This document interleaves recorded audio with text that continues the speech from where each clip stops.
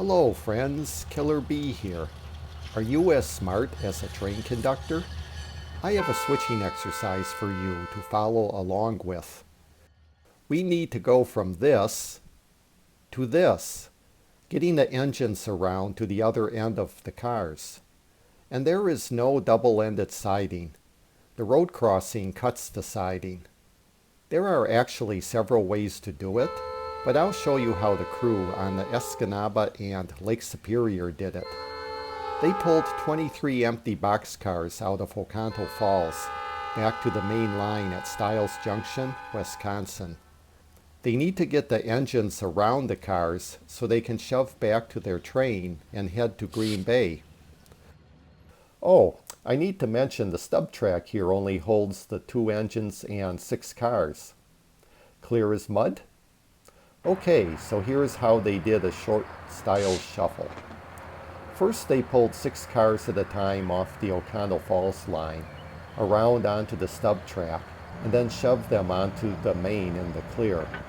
Cut off the engines, zigzag back over to the Oconto Falls line, and grab 6 more cars. Repeat, repeat, and repeat again. They now have all 23 cars off the Oconto Falls line, but the engines are still on the wrong end of the cars. The cars were pulled up to the north switch. That location is somewhat inaccessible. It is across a private field and in between road crossings a ways.